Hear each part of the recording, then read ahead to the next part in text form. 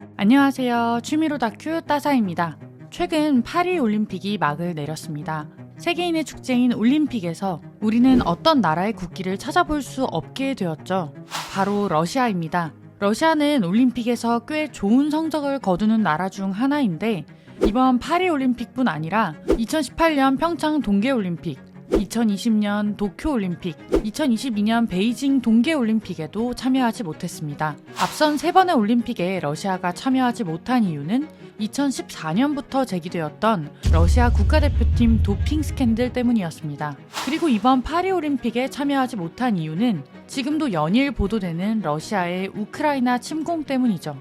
오늘은 이 러시아가 올림픽에 출전하지 못하게 된 이유와 관련한 다큐멘터리 영화를 소개해 드리려고 해요. 우선 우크라이나 침공과 관련한 영화로는 2023년 공개된 다큐멘터리 영화 마리우폴에서의 20일이 있는데요. 이 영화는 러시아가 우크라이나를 침공하기 시작할 당시 마리우폴이라는 도시에 갇힌 우크라이나 기자들이 당시의 참상을 담은 작품입니다. 이 마리우폴에서의 20일은 2024년 올해에 미국과 영국 아카데미에서 다큐멘터리상을 수상하기도 했어요. 하지만 아직 온라인상에서 볼 수 있는 OTT가 없어서 이번에 다뤄보기는 어렵겠더라고요. 그래서 이번에 소개해드릴 다큐멘터리 영화는 바로 2017년 공개된 러시아 국가대표팀 도핑 스캔들을 다룬 다큐멘터리 영화 이카로스인데요. 이 영화는 2018년 미국 아카데미 장편 다큐멘터리상을 수상한 작품이에요. 이 영화가 다큐멘터리 영화로서도 흥미로운 부분이 있고 또 러시아와 푸틴에 대해 이해하는 데에도 도움이 될 만한 영화여서 가져와 봤어요. 이 이카로스라는 영화와 함께 러시아와 푸틴에 대해서도 다뤄볼게요. 우선 영화 소개에 앞서 오늘의 독재자 푸틴에 대해 살펴볼게요. 블라디미르 블라디미로비치 푸틴. 그는 1952년생으로 현재 71세입니다. 그리고 러시아 제3대, 제4대, 제6대, 제7대, 제8대 대통령이죠. 푸틴은 소련의 정보기관이자 정치경찰인 KGB 출신인데요. 지금은 FSB라는 이름으로 불리고 있습니다. 그러니까 우리나라로 보면 국정원 혹은 그 전신인 안기부 출신 대통령이라고 할 수 있습니다. 뉴스를 보면 푸틴이 죽을 때까지 독재가 가능한 상황이라는 이야기들이 많이 나오는데요. 러시아 정치 상황이나 법까지는 잘 알지를 못하니 이게 도대체 어떻게 가능하다는 거지? 하는 생각이 들곤 했어요. 그런데 찾아보니까 이게 푸틴이 러시아 헌법을 본인의 편의대로 해석하고 또 바꿨기 때문에 가능한 거였어요. 우선 푸틴이 집권한 시기는 다음과 같은데요.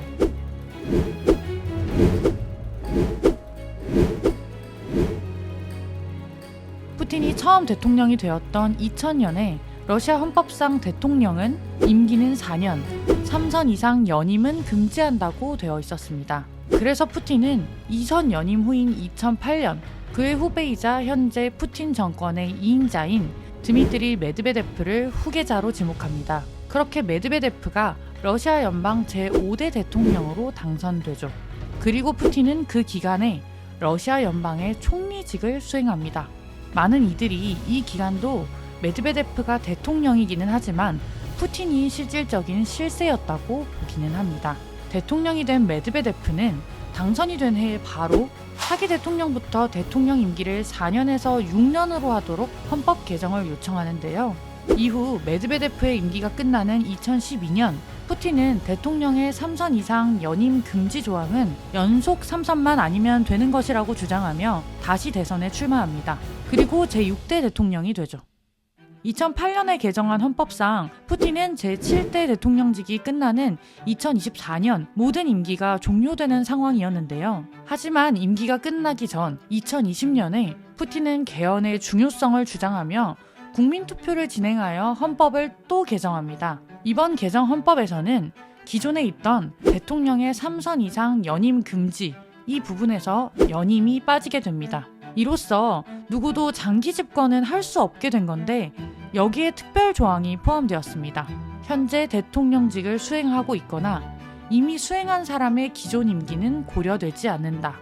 그러니까 앞으로 대통령은 2번만 할 수 있는데 이전에 2번 이상 대통령을 한 푸틴에게는 이것이 적용되지 않는다는 말이 되는 거죠.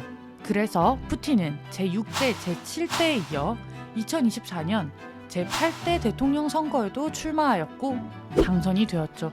이제 푸틴은 2030년까지 대통령직을 수행하며 그 다음 대선에도 출마하여 당선이 될 경우 2036년까지 대통령직을 수행할 수 있습니다. 푸틴의 현재 나이가 71세라는 것을 감안하면 거의 죽을 때까지 대통령을 할 수 있는 상황이라고 볼 수 있죠. 사실상 2000년부터 시작해서 2030년까지 30년간 집권을 하는 셈이고 메드베데프가 대통령이었던 시기를 빼더라도 26년입니다.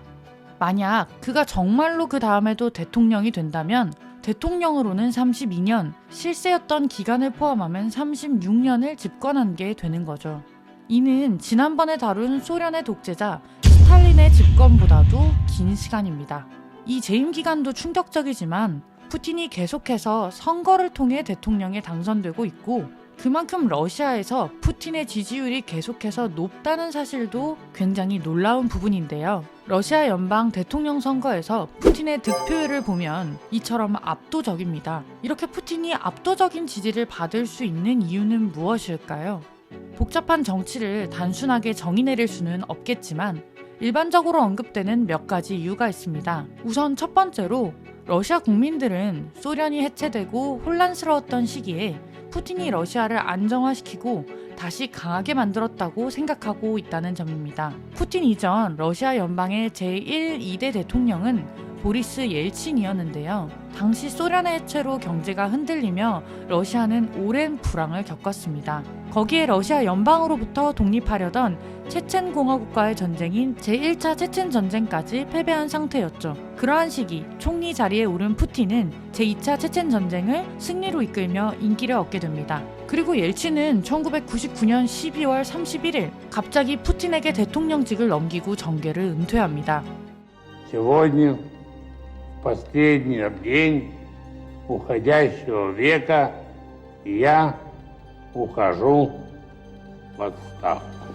잠깐의 대통령 권한 대행 후 2000년 5월 대통령의 자리에 오른 푸틴은 경제를 안정화시키고 중앙 집권화를 이루는데요. 소련의 해체 후 가난하고 힘들었던 러시아 초기, 무능한 옐친에게 지쳐있던 러시아 국민들은 먹고 사는 문제를 해결해준 푸틴에게 환호하게 됩니다. 거기에 과거 소련의 영광을 그리워했던 국민들에게 스트롱맨 이미지와 함께 강대국 러시아 부활이라는 슬로건으로 러시아를 다시 강력하게 만드는 듯한 푸틴은 너무나도 듬직한 지도자였던 거죠. 이는 지금까지도 러시아 국민들이 푸틴을 지지하는 강력한 기반이 됩니다. 두 번째로 러시아 국민 정서에 대한 해석인데요. 러시아는 과거부터 강력한 통치자를 많이 경험해 왔습니다. 대표적으로 러시아 제국 시절에는 페트르 1세, 소련 시절에는 레닌과 스탈린이 있습니다. 강력한 통치를 여러 번 경험하면서 국민들이 이러한 지도자에 대해 당연하게 생각하고 반발을 하지 않게 되었다는 것인데요. 대한 러시아인으로 유명한 일리아 벨야코프는 자유는 러시아인들에게 최우선의 가치가 아니다. 러시아인에게는 질서가 자유보다 중요하다는 말을 하기도 했습니다. 세 번째로 언론 탄압과 검열이 있습니다. 러시아에서는 지금까지도 러시아 정부에 대해 비판 의견을 내면 엄청난 탄압을 하며 실제로 언론인, 지식인들이 살해되거나 실종되는 사건이 계속해서 있었습니다. 체첸 전쟁에서 러시아군 전쟁 범죄를 고발하던 인권 변호사가 대낮에 모스크바 시내에서 총격으로 살해당하기도 하고 반정부적 논조의 기자가 자택에서 암살당하기도 했죠. 영국에 망명하여 푸틴 정권을 비판하는 활동을 하던 전직 러시아 보안부 요원 알렉산드르 리트비넨코가 방사능홍차로 암살당한 것도 유명합니다. 지금도 우크라이나 전쟁을 반대하는 러시아 국민들이 경찰에 체포되고 언론사가 문을 닫는 등 끊임없이 탄압이 이어지고 있습니다. No to war. Those were the final words of the final broadcast of Russia's TV reign. On Thursday, the news outlet shut down due to the government's attack on free press in the country. We lost the future. The future was over. For us, for the Russian people I belong to, we lived for decades dreaming of some better life, and it was all over that day. 이렇게 반정부적인 의견들이 수면 위로 올라오지 못하게 되면서 정부에 대한 부정적인 평가나 분위기가 드러나지 않게 된 것이죠. 그리고 푸틴이 계속 정권을 유지하게 만드는 강력한 마지막 이유는 푸틴에 대항할 인물이 없다는 점입니다. 이건 푸틴에 대항하는 인물이 나오지 않는다는 것이 아니고 푸틴에 대항하는 인물이 자꾸 죽어서 없어졌다는 뜻인데요. 대표적으로 언급되는 푸틴 정적들의 마지막을 살펴보면 1990년대 러시아에서 가장 인기 있는 정치인 중 한 사람이었던 알렉산드르 레베드는 2002년 헬기 추락사고로 갑작스럽게 사망했습니다. 그는 당시 푸틴과 경합할 차세대 지도자로 꼽혀온 인물이었습니다. 그리고 보리스 냄초프라는 인물도 있습니다. 그는 처음에 우파 연합에서 푸틴을 지지했던 사람인데요. 푸틴이 권위주의와 독재의 길을 걷는 것을 보고 우파 정당을 떠나 야당으로 가 반정부 운동을 합니다. 이 냄초프는 2015년 모스크바 붉은 광장 인근에서 여자친구와 길을 걷다가 괴한의 피습으로 사망했습니다. 당시 냄초프가 러시아 지도부의 우크라이나 전쟁 개입을 다룬 보고서를 준비하고 있었다는 점에서 이 냄초프 사망 사건의 배후에 푸틴이 있었을 것이라는 이야기가 많이 나왔다고 합니다. 이후 2022년에는 냄초프가 살해되기 1년 정도 전부터 러시아 정보기관 소속 요원에게 미행을 당했었다는 사실이 드러나기도 했습니다. 그리고 냄초프는 암살당하기 17일 전 나는 푸틴에게 죽을까봐 두렵다 라는 말을 남기기도 했죠. 마지막으로 알렉세이 나발니가 있습니다. 그는 러시아 내 반푸틴 세력을 상징하던 대표적 인물 중 한 명이었는데요. 그는 푸틴의 독재와 부정, 침략 전쟁을 비판해온 인물로 블로그를 통해 활동하며 청년층에서 폭넓은 지지를 받았습니다. 숱한 정치적 탄압과 암살 위협을 받아왔던 나발니는 2021년 무고, 횡령, 모독 혐의 등으로 체포되어 시베리아 교도소에 수감되었는데요.